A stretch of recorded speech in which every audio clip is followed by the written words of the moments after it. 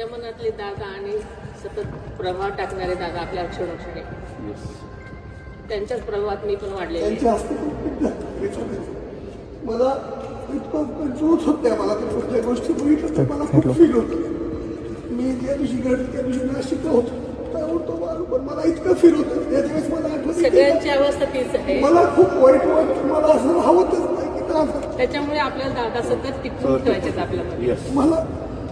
मला म्हणायचं तू माझा अल्पसाहित्याचा कार्यकर्ता यश तू काही काळजी करू. मला खूप फील होते बघितलं जयदाला बघितलं तुम्हाला बघितलं मला खूप वाईट वाटतं या गोष्टीचं सगळे. आता नियतीच्या हातात सगळ्या गोष्टी असतात आपल्या हातात नसतात. नाही तर आपण कधीच अशी वेळ येऊ दिली नसते आपल्यावर. पण आता आपण आपल्या सगळ्या गोष्टींमधून आपण दादांची जी अपूर्ण स्वप्न आहेत ती पूर्ण करण्यासाठी सगळ्यांनी प्रयत्न करायचे. आणि आपल्या आपल्या परीनं तुम्हाला माहिती तुम्हाला काय करायचं. मी एवढं सांगू म्हणजे इच्छिते तुम्हाला सगळ्यांना की दादांसारखं नाहीच पण नक्की प्रयत्न करण्यासाठी मला पूर्ण विश्वास होतो. आणि तुमच्याशिवाय काहीही करू शकणार नाही कोणीच. तुमचा पाठिंबा असेल तरच आम्ही पूर्ण ताकदीने तुमच्या पाठीमागे आहोत.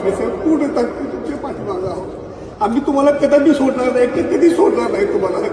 ज्या माणसाने आमच्यासाठी पूर्ण आयुष्य वेचलं त्या व्यक्तीसाठी आम्ही तुम्हाला कधीच सोडणार नाही. आमचा सर्वोत्तमाचा पाठिंबा तुमच्या पाठीशी राहील काय. भावनिक म्हणून नाही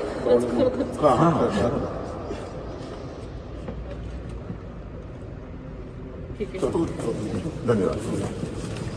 बारामतीकरांनी सगळ्यात नेहमी प्रत्येक ठिकाणी विक्रम केलेले आहेत. तुमच्यावर अवलंबून आहे नक्कीच होईल. नक्कीच आम्ही माळेगावकर पण 100% तुमच्या पाठीशी. सगळे झाले त्याच्यामध्ये प्रत्येक बारामतीकरा इथला असेल बाहेर असणार असेल कुठलाही असेल. ठीक आहे.